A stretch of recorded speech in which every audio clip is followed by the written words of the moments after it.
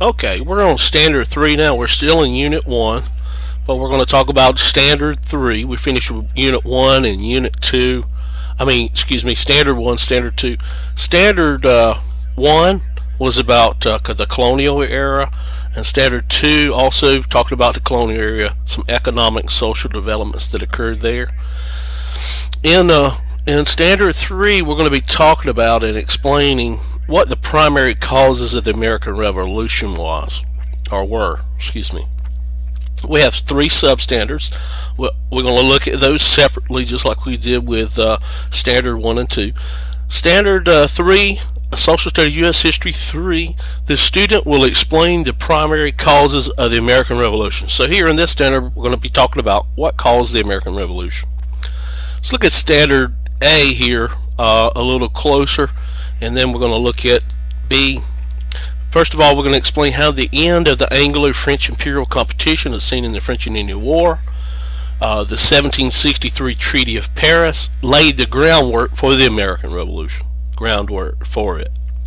And then B, explain colonial response to British actions such as the Proclamation of 1763, Stamp Act, the Intolerable Acts as seen in the Sons and Daughters of Liberty, Committees of Correspondence. And then C, explain the importance of Thomas Paine's common sense to the movement for independence. Again, we're a standards-based classroom, and guys, you really need to be reading these standards. These are cues about what you need to know that's going to be on this end of course test, okay?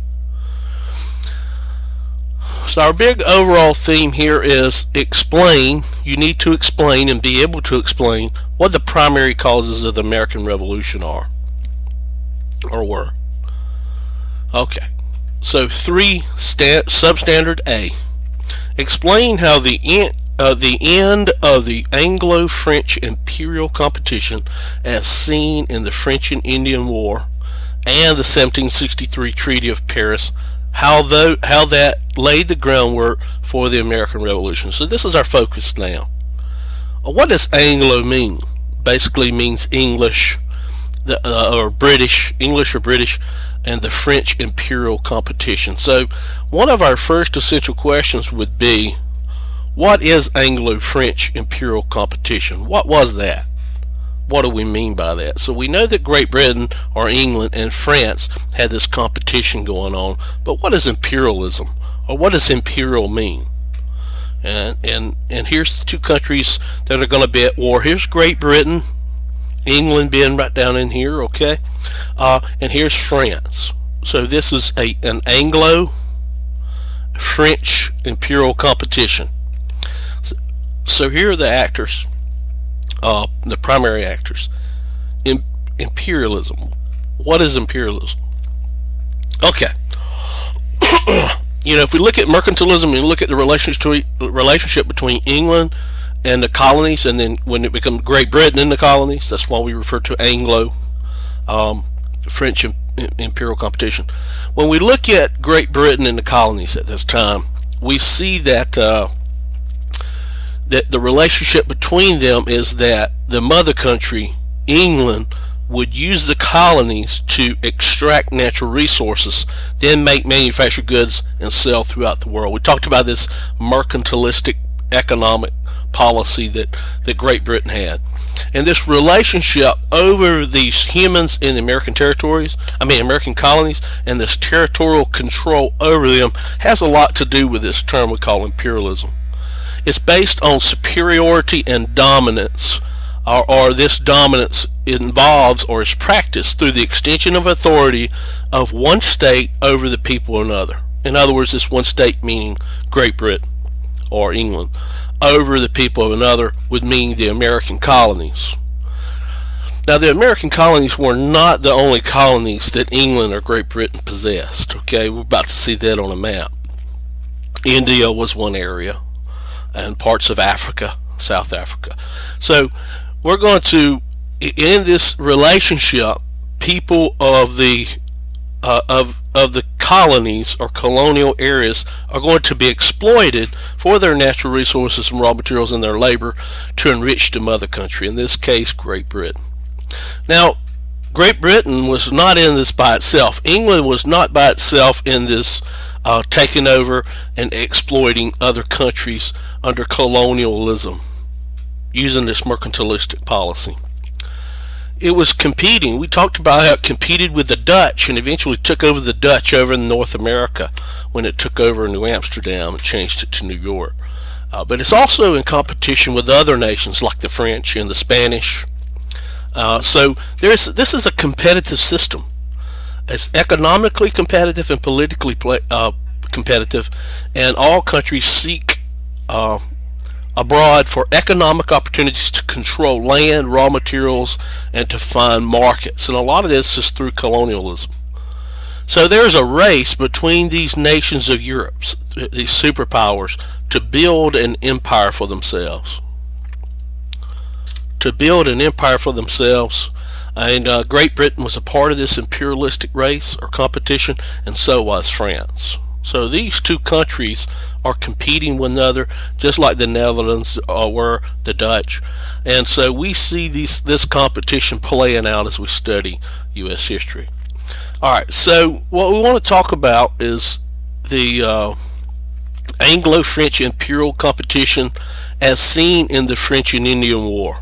Okay, so what we want to talk about is the French and Indian War. Alright, what happened in the French and Indian War? What caused it to start? We'll look at that first, and then we'll talk about what was the end result, what was the impact of it. Alright, so around 1754, we had in the United States, if we look at this map here in the blue area, this is New France. This is all the territory that was controlled by France. So here's the upper, and they call this Canada or New France. Here's the upper country of Canada. Here's the lower Louisiana River, and here's the upper Louisiana River. And there's a river that forks off and goes right in here. It's called the Ohio River. Okay, and then here's the original 13 American colonies. What begins to happen now here on the border of these two countries and in their lands is that a group of people from Virginia and Pennsylvania are going to claim land to some of this border area. And they send people out there and make friendly relations with the Native Americans in an attempt to claim the border area out here on the Ohio River. The French see this happening, so they go there on the where the Ohio River branches off, and they're going to build a fort, and this fort's going to be called Fort Duquesne. There it is. There's the name of it there with a little star. So the French built a fort there called Fort Duquesne.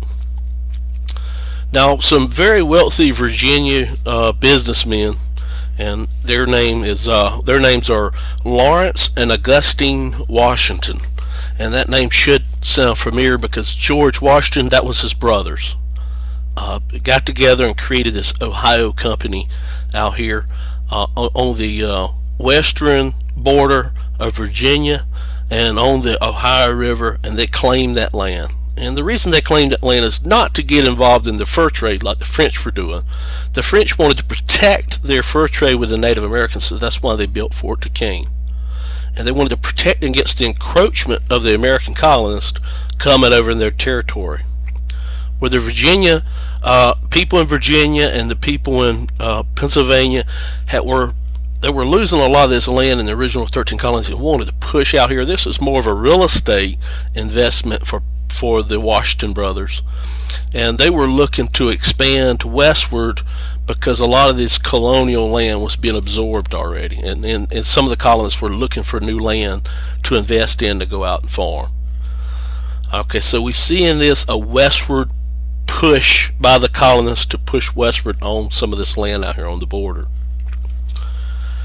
Okay, so the governor of Virginia in 1753, his name was Robert Dinwiddie. He was a shareholder in this Ohio Company that the Washington brothers created. So he sends a 21-year-old surveyor out here to the Ohio territory, Ohio Company area, to go out there, and he dispatched this 21-year-old guy, and his name was George Washington. He's going to become our president, and he's the brother of Lawrence and Augustine. And he goes out here with instructions just to scare the French at Fort Duquesne away, so that they could control this Ohio Company area of land. But when he gets out there, he befriends some Native Americans who help him and show him the way.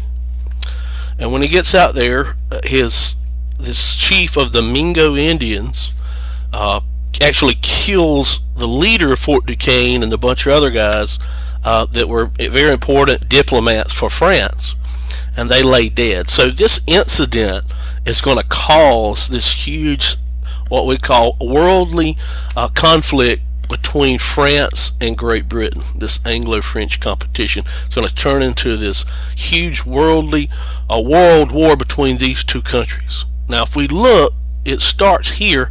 George Washington's actually going to build a fort called Fort Necessity. It's just basically a shack to kind of bunker down, and French are going to come out and meet them, and reinforcements from Virginia are going to come out, and they're going to tie off here on the border, and it's going to erupt into what is known as the 7 Years' War. Now the 7 Years' War is pretty much a misnomer, because it's actually going to last close to 10 years. And if we look at the allies here, Great Britain is going to have allies back with the original colonies, and it's going to ally with Portugal and Prussia, and France is going to have allies in Spain, Austria-Hungary, Sweden, and Russia, and they're going to tie off against one another. And notice that this 7 Years' War also happens in India. So the 7 Years' War really is larger than just the French and Indian War. Although the French and Indian War starts the 7 Years' War, we see 4 different areas or theaters of war. In North America, on the Ohio River Valley area, French and Indian War from 1754 to 1763, and then the Pomeranian War in Sweden and Prussia, Carnatic War in Indian continent, and Third Silesian War in Prussia and Austria. But we're really not concerned with these others. In our standards, we're concerned with number 1, where it started, the French and Indian War in North America. So here we see this competition over land, this imperial competition of land and resources between the French and between the British. Okay, so the French and Indian War is going to last from 1754 to 1763. A lot of those wars are going to happen in Fort Duquesne and Fort Necessity here. Fort Cumberland is going to be built here, and a lot of these engagements are going to happen along the St. Lawrence River and in the northeast of the United States in the Great Lakes area. And this war is going to be between Great Britain and France over the Ohio River Valley here in the French and Indian War in this area here. And then Great Britain, the American colonists who are going to be over here in the 13 colonies, and Iroquois Indian allies are going to fight against France and here in Quebec and New France, and the Algonquian Indians. They're going to tie off against one of those. So Indians are going to be on both sides. The British will eventually defeat the French and their Indian allies and gain control of all of Canada. In other words, Great Britain will come to control most of North America and remove their French competition. All right, let's look at this map here. Here's some of the engagements that took place, and in blue are some of the French victories at Fort Necessity here, and in red some of the British victories all along the St. Lawrence River out here. Okay.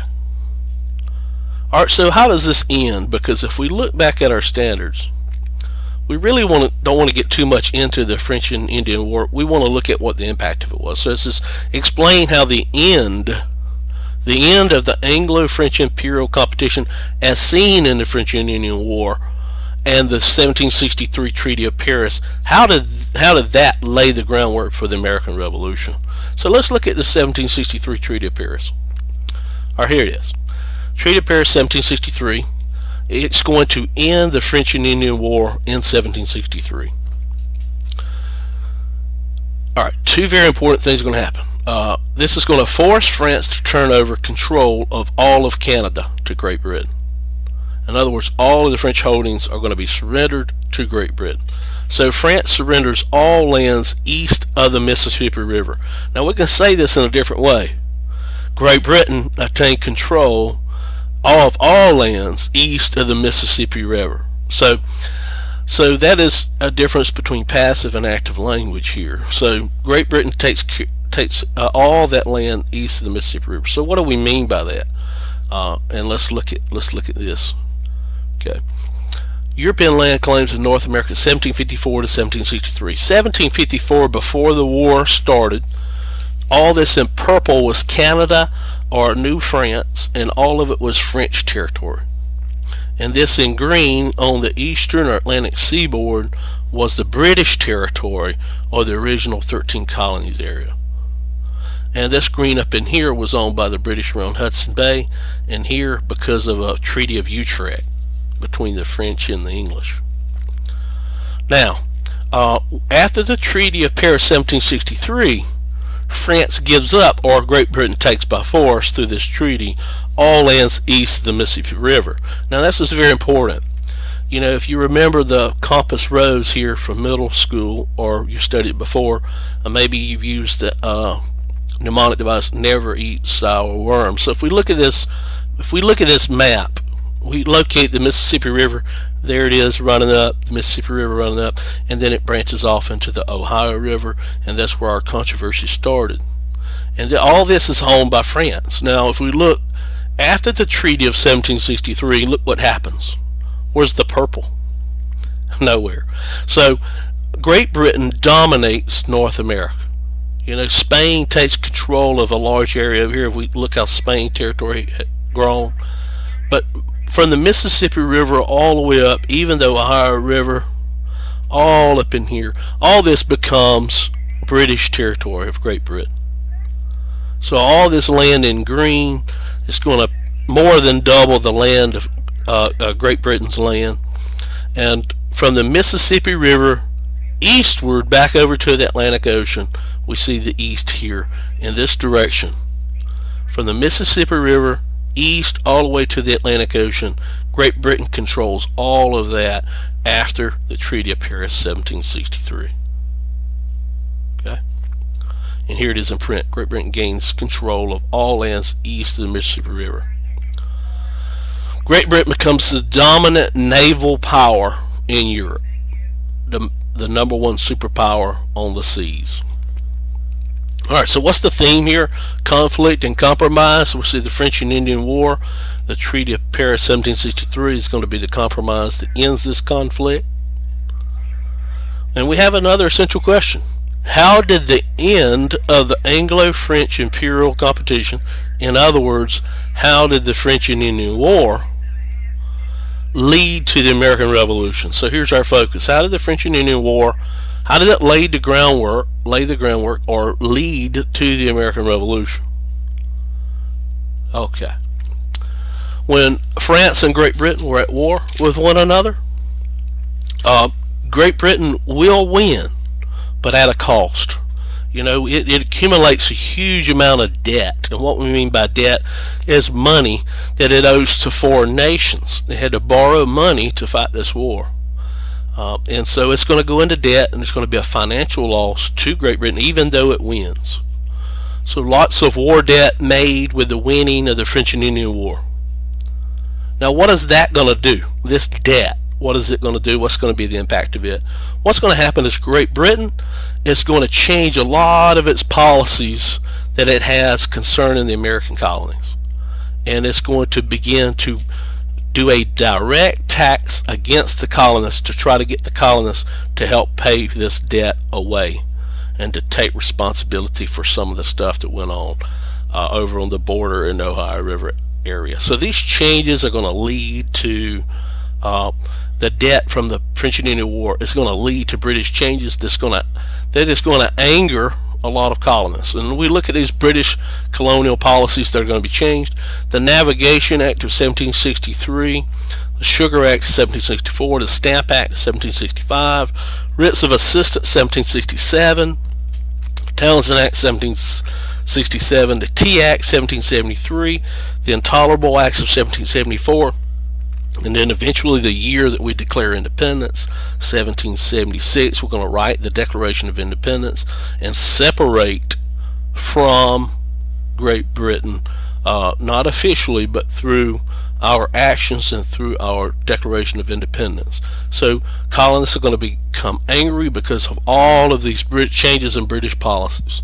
And what caused these Great Britain to change its policies is this debt that was created because of the French and Indian War. This is significantly important.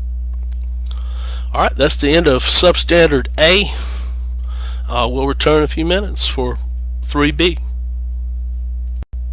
Okay, we're on Standard 3 now. We're still in Unit 1, but we're going to talk about Standard 3. We finished with Unit 1 and Unit 2. Standard 1, Standard 2.